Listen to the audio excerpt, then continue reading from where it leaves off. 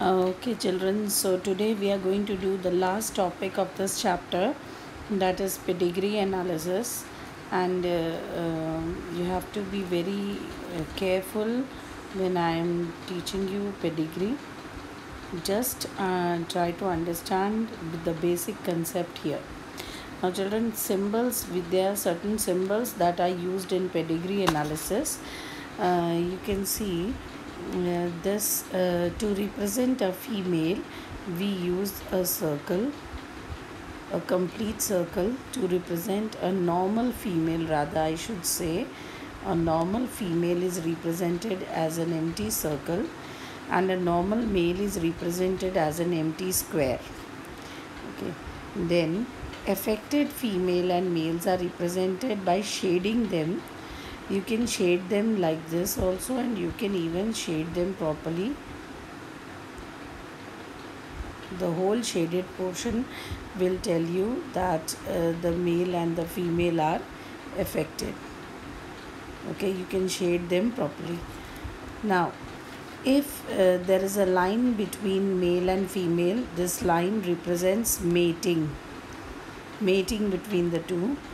And if there are double lines, then it represents that the mating is between very close relatives.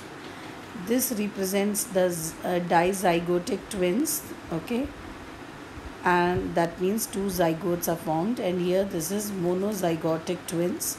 This represents monozygotic twins.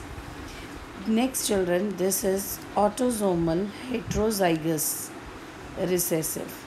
Autosomal heterozygous, which is shaded, half shaded, which represents that it is autosomal heterozygous recessive, and this represents a carrier. The carrier can also be represented by shading it into half. So, children, to find out whether the gene is dominant, the criterias are the various criteria. How will you come to know whether the gene is dominant?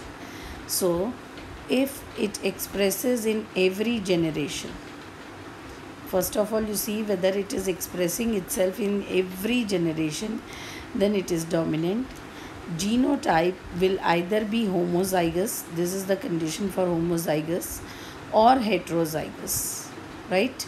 The genotype will either be homozygous or it will be heterozygous, just to find out that it is dominant. One or both the parents have the gene. Either one of the parent is having the gene, or both the parents are having that particular gene. And 50% or more of the progeny express that particular gene. So if you find these criterias, that it expresses in every generation, genotype is either homozygous or heterozygous, and one or both the parents have the gene, and 50% or more of the progeny has the affected gene, then we take it as the dominant gene. We take it as the dominant gene. Okay.